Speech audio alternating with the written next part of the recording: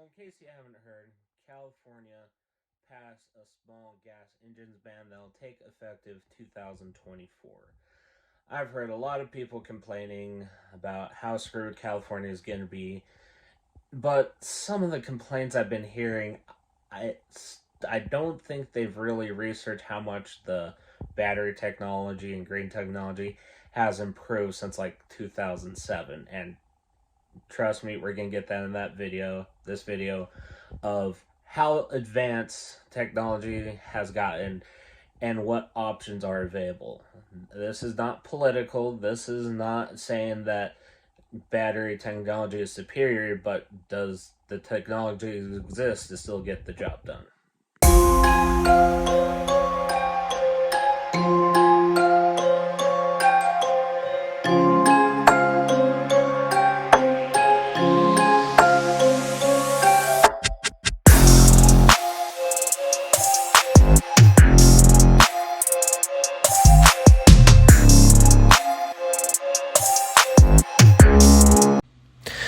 Now, just to kind of go over a few things that I've been hearing, this isn't about politics. This isn't about is green more convenient than gas. This is just simply is the green technology to the point where the job can still get done. Because some of the complaints I've heard, some people act like technology is back when I graduated from high school in 2007. Like back then, if you want an electric car, this was it. The Gee Whiz. 50 miles an hour, maybe 30 to 60 mile range. And even though it was very little range, it still took 13 hours to charge the battery back up. And in today's world, the top electric car now, Tesla Model S. This thing has almost a 400 mile range now on the high-end model. It is actually one of the fastest street legal vehicles out there. And because of Elon Musk's thing about building infrastructure and charging stations everywhere, I've actually known Tesla owners that take their vehicles on road trips and are able to have very minimal inconvenience. So yeah, it's not that far-fetched to think that gas is going away in the near future. In hybrid vehicles back in 2007, you basically had one choice, the Toyota Prius. And it turned out not to be that environmentally friendly. Yes, it produced less CO2 during its life, but because they were still developing stuff, it actually came with a larger carbon footprint right out of the factory. This is a hybrid in today's world, and there's many shapes of different hybrids, but this one I wanted to show in particular because it actually pollutes less than the Toyota Prius, but yet in its sport mode was able to go around the testing track in Germany, the Nürburgring. It was the first production car to do it in under 7 minutes. Green technology for commercial vehicles back in 2007. Well, there wasn't any, so this is what you got. Where now, they're just being released, but green commercial vehicles exist. You have the Lightning pickup, you got the new electric Transit, and not sure if it's released yet, but will be out soon, electric semis. And back to 07 again, construction workers and tradespeople still needed corded power tools because the cordless power tools just didn't have the power and on some tools the runtime to work all day. We're now in the last few years, not only do all basic power tools you don't need corded, they're getting cordless industrial size tools, from that lighting, from a jackhammer, all the way down to this 14-inch concrete cutoff saw. Yes, you will need multiple batteries to run it as long as a gas one, but now you don't have to worry about suffocating yourself if you need concrete in a basement. And in 2007, if you didn't want to be tied down to an electric corded lawnmower, a real mower was all you had for having a green mower. Where now, battery-powered lawnmowers are everywhere, and they can handle the average size yard in the United States. So in 2021, I just want to show you guys some of the other stuff I've found that will make them banning gas not as difficult as some people are trying to make you to believe. Yes, there is going to be inconvenience. Yes, it may cost more at first because you will need multiple batteries, but you can get the job done still. So, starting off with one of the main things I've heard is people going, well, how is California getting control of the wildfires? Because all the chainsaws uses gas motors.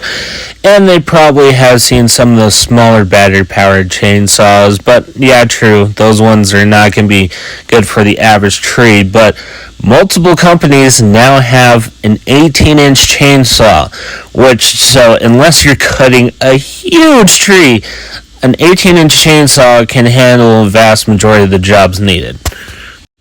And I haven't really heard complaints, but this is the big reason probably for this, is the leaf blowers, because gas-powered leaf blowers make a huge ruckus, huge noise. They're annoying. So that's where these new battery-powered leaf blowers, they're still noisy, but nowhere near as bad as gas.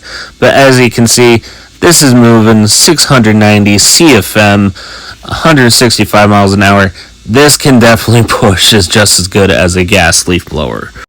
And one of the more bigger things, we'll start off with a small lawnmower, but one thing I did get, and one reason I did do some research before posting a video like this, is how is a commercial landscaper going to be affected? Because even though a lot of the battery-powered lawnmowers that are like those at Home Depot can handle the average yard size, but that's the homeowner doing it once a week. Well, how's it handling for people that have to do it day in and day out, multiple times a day? Well, this lawnmower right here can run for 155 minutes on one charge, and it's a 25-inch wide deck, so that can get a lot done. And the one I was worried about that wasn't quite ready yet, this is what I actually have found. Commercial grade, battery powered lawnmower, riding lawnmowers. The first one has a 10-acre range, and the second one has a 12-acre range. And I've compared the prices. Yes, they're a little bit more expensive than gas, but not by much. And another good point that I saw is augers, because normally you needed gas power augers to do anything of reasonable size. Well, Ryobi has a residential one, and here's the Makita commercial 8-inch auger. And although probably not a big thing in California, but anytime California does something like this, it normally just spreads to the United States. I know a similar thing because California did something in my industry, and my industry is now switching that across the entire country. So eventually this is going to get to states that have a lot of snow. Well, guess what? If you got a lot of snow, there's a multitude of 2-stage snow blowers now, and guess what? They're about the same price as the gas ones. They even have a fully electric side-by-side now.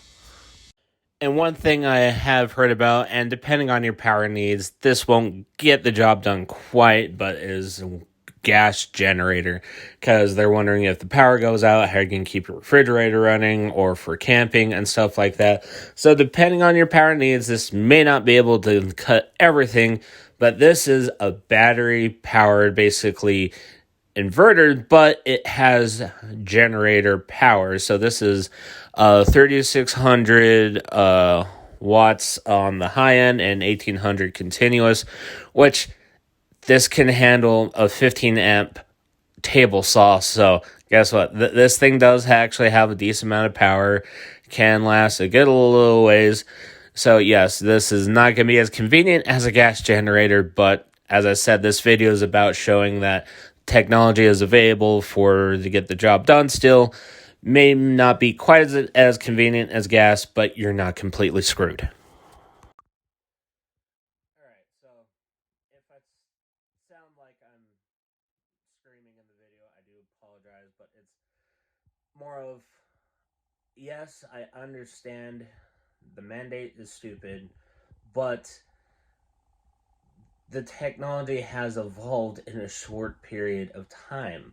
As you can see from a lot of my examples, a lot of those examples was when I graduated high school in 2007, and the equivalent nowadays has drastically changed. So, yes, it may not be the most cost effective right now, but when it comes to small stuff, you no longer need gas. And gas might be going away soon from bigger things. So, full electric is coming. And from one thing I didn't mention in the video that I also heard, which is understandable, is some people say you can't recycle a lithium battery. That's not true. There's actually two ways to do it right now, but they're not that cost effective. But guess what? The government is not as stupid as you think. They're actually giving out grants to help our push R&D for a more proper way to recycle lithium batteries because they know they're pushing lithium batteries. So the government's not as stupid as you think, people. They understand the consequences, and that's why it's not an immediate ban and down in 2004. So hope this video hits the right note, because as I said, this is not meant to be political. This is meant to show you the battery technology is there. The electronic technology is there for this to work.